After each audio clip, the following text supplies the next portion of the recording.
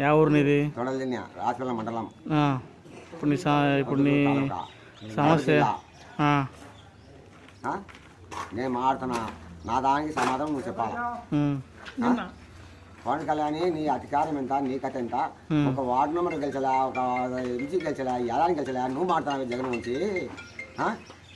నీకు నేను ఉండాలి అడిగా, నా కడప జిల్లాలో నువ్వు యాడికైనా నేను అడిగండా, నీ ముందే నేను ఉంటా, నన్ను గెలుచుకోమో నువ్వు పక్కకు.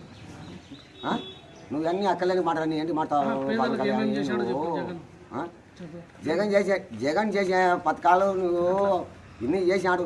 నువ్వు వాలంటీర్లు పెట్టింటే నువ్వు ఏం మాట్లాడినావు పవన్ కళ్యాణ్? నువ్వు ఈ పల్లెటూరులో ఎరుగుతాను, నిన్ను నీ గురించి ఎరుగుతాను పల్లెటూరులో. నువ్వు దానికన్నా మీరు తెలుసుకోక చంద్రబాబు వచ్చి తీసుకొని నువ్వు మాట్లాడతావు. ప్రజల్లో ఏముంది ప్రజల్లో పల్లెటూళ్ళలో నీకు తెలుస్తా నీ కథ. నువ్వు టౌన్లో నువ్వు మాట్లాడు కూర్చొని వాళ్ళ ఆధిపత్యం తీసుకొని నువ్వు మాట్లాడవు. అది కాదు పద్ధతి. ధర్మం, న్యాయం, అన్యాయం అనేది నువ్వు కనుక్కోవాలా పవన్ కళ్యాణ్. నువ్వు అది కనుక్కోకుండా నువ్వు మాట్లాడుతున్నావు. నీ సాయం ఎంత, జగన్ సాయం ఎంతున్నావు. యాడన్నా కానీ ఒక సాటను నువ్వు ఏమన్నా సంపాదించిన ఆ సీటు నువ్వు ఆ ఎప్పటి గురించి మాట్లాడినావే. నీకు ఎంత ఘోరం ఊళ్ళో జరుగుతున్నారు పల్లెటూళ్ళలో. జగన్ మాట అంటే నువ్వు పల్లెటూళ్ళు జరుగుతున్నారు. నీకు సాయం ఎంత, నువ్వు ఎంతున్నావే. ఆయప సాయం ఎంత, నువ్వు ఎంత అంటే ఎంతమందిని ఎదిరించి ఆయన ఒక్కడు ధైర్యంగా నిలబడ్డాడు. ఇప్పుడు ఎంతమంది మీరు ఎంత కలుసుకున్నారు? ధైర్యం ఉంటే ఒకరు రావచ్చు కదా, సింహల్గా రావచ్చు కదా. ఇంతమంది అవసరమా మీకు? జగన్ ఓడియాలంటే మీరు రావచ్చు కదా. మూసి మీద మిసం ఉంటే సొంతగా చెప్పు, నువ్వు ధైర్యంగా చెప్పు పవన్ కళ్యాణ్. నువ్వు చెప్పు. నువ్వు వాళ్ళ పొత్తులు వాళ్ళ కాలం ఇళ్ళ కాలం ముక్కుంటా అందరు కలిసి వచ్చారే. సింగల్గా సింహం వస్తుంది. జగన్ 3 పార్టీలు, వైసీపీ ఒక్కటే వైజెండతో ఉంది. తెలుగుదేశం, కాంగ్రెస్, బీజేపీ ఇంతమంది తోడేస్తారే ఒకరి మీదికి. మీరంతా ఏకమైన కానీ జగన్ ఎంటిగా బీగలేరు. మీరు జగన్ ప్రజల్లో నిండిపోయాడు, గుండెల్లో ప్రజల గుండెల్లో నిండిపోయాడు జగన్ కొట్టాలంటే మీ సాధ్యం కాదు. మీరంతా ఏకమైన కానీ ఏం కాదు మీతో. నువ్వు యాడ గురించి జగన్ గురించి ఆ మాటలు మాట్లాడడం తప్పు.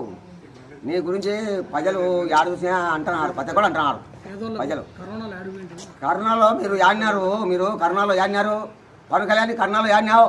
నీ చంద్రబాబు యాడినాడు? చంద్రబాబు కరోనాలో యాడినాడు, నువ్వు యాడినావు పవన్ కళ్యాణ్. నువ్వు చెప్పు. నువ్వు ధైర్యంగా ప్రజలు తిరిగావా? వాటర్లను పెట్టి ఇంటింటికి బట్టలు కలిపి వాళ్ళకు లెక్కలు ఇచ్చి వాళ్ళని కాపాడినాడు ఎవరు? జగన్ కాదా? తెలుదా? ప్రజలంతా ఎరుగుతారు పల్లెల్లో. నీకేమైనా తెలివిందా? నువ్వు మాట్లాడే మాటలు ఒక్కటన్నా నిజం ఉందా? నిజం చెప్పాలా. మంచి బతికి జ్ఞానాలను నిజం చెప్పాలా. అబద్ధాల హామీలన్నీ చేస్తావు, మచ్చులు చేస్తావు.